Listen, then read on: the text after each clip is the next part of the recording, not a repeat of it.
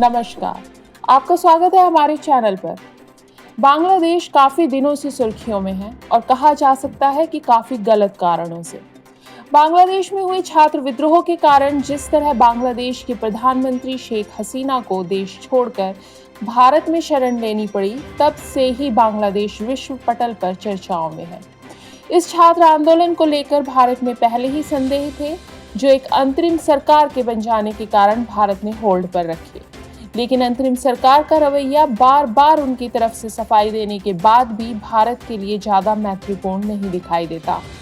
इसके बाद वहां हो रहे अल्पसंख्यकों, जिनमें सबसे बड़ी संख्या हिंदुओं की है, उनके खिलाफ चल रही हिंसा ने भारत के साथ बांग्लादेश के रिश्ते लगातार खराब किए हैं। बार बार भारत और अंतर्राष्ट्रीय समुदाय द्वारा चेताए जाने के बाद भी बांग्लादेश इस हिंसा पर काबू नहीं पा सका है। भारत की तरफ चल रहे इस व्यवहार की अगली कड़ी देखने को मिली 16 दिसंबर को, जब भारत विजय दिवस मना रहा था। 16 दिसंबर बांग्लादेश के बनने का दिन है, तो बांग्लादेश में से बांग्लादेश स्वतंत्रता दिवस के रूप में मनाया जाता है और भारत में यह विजय दिवस है, जब भारत अपने देश के सैनिकों के बलिदान को याद करता है, वो बलिदान जो बांग्लादेश को बनाने के लिए भारतीय सैनिकों ने दिए। इस उपलक्ष्य में भारत के प्रधानमंत्री नरेंद्र मोदी ने किया एक पोस्ट, जिसमें लिखा था, आज विजय दिवस पर हम 1971 में भारत की सेवा करने वाले सभी बहादुर सैनिकों को दिल से श्रद्धांजलि अर्पित करते हैं, जिन्होंने एक निर्णायक जीत सुनिश्चित की। उनका शौर्य और समर्पण राष्ट्र के लिए अपार गर्व का स्रोत है। उनका बलिदान और अडिग भावना हमेशा लोगों के दिलों में और हमारे राष्ट्र के इतिहास में अंकित रहेगी। इस पोस्ट के बाद बांग्लादेश में वहां की उस राजनीतिक क्लास, जो कि एक खुद नया इतिहास रचने की कोशिश कर रही है, काफी गुस्सा देखा जा रहा है। सबसे पहले शुरुआत की बांग्लादेश की अंतरिम सरकार के कानूनी सलाहकार ने।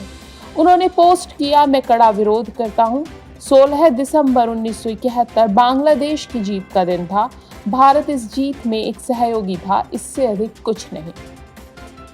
इसके बाद सामने आए छात्र नेता हसनत अब्दुल्लाह वहां के स्टूडेंट मूवमेंट के आयोजक थे और मूवमेंट के बाद से ही सुर्खियों में है। कभी ये मांग करते हैं इस्कॉन पर प्रतिबंध की, तो कभी हिंदू संतों के खिलाफ इनके बयान सुर्खियों में रहते हैं। इस नए ताजा मामले पर इन्होंने एक्स पर पोस्ट करके टिप्पणी की कि यह बांग्लादेश का मुक्ति संग्राम था।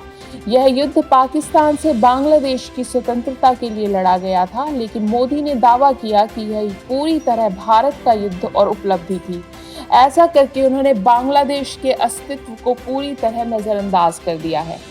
उन्होंने इसे बांग्लादेश की स्वतंत्रता और क्षेत्रीय अखंडता के लिए सीधा खतरा बताया।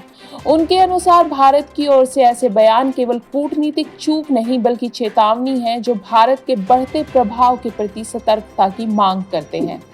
यह अनिवार्य है कि हम भारत के इस खतरे के खिलाफ अपने संघर्ष को जारी रखें। हमारी लड़ाई अभी खत्म नहीं हुई है, उन्होंने अपनी पोस्ट में यह भी घोषणा की है।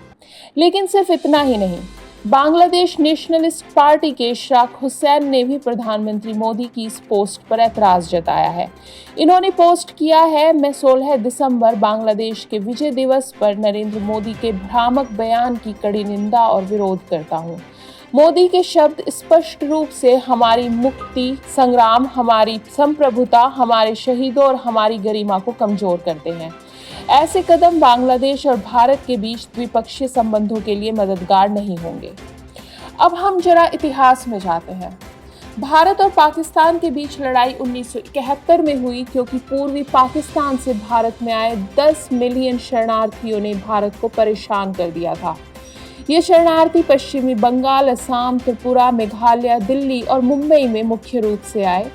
ये शरणार्थी आए क्योंकि पाकिस्तान ने ऑपरेशन सर्च लाइट के तहत बांग्लादेशी जेनोसाइड शुरू किया था। तो हाँ, ये लड़ाई भारत की नहीं, बल्कि पाकिस्तान और पाकिस्तानी बांग्लादेश की थी।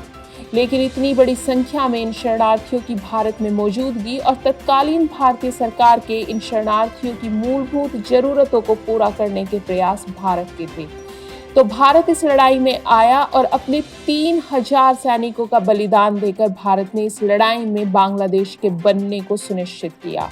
इतना ही नहीं, गोपनीय तरीके से बांग्लादेश लिबरेशन के लिए लड़ने वाले लोगों को ट्रेनिंग भी भारत की सरकार ने ही दिलवाई, भारत की सेना के द्वारा।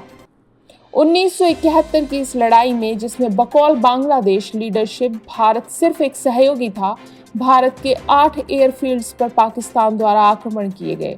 16 दिसंबर को जब पाकिस्तान की सेना ने आत्मसमर्पण किया तो वह मुजीबुर रहमान के सामने नहीं बल्कि भारतीय सेना के लेफ्टिनेंट जनरल जगजीत सिंह के सामने किया गया, जिसमें पाकिस्तानी जनरल नियाजी ने सरेंडर डॉक्यूमेंट पर हस्ताक्षर किए थे। जगजीत सिंह और जनरल नियाजी की वह तस्वीर 1971 की जंग की सबसे डिफाइनिंग तस्वीर है। 93,000 पाकिस्तानी सैनिक बांग्लादेश नहीं बल्कि भारत की सेना के रहमो करम पर थे।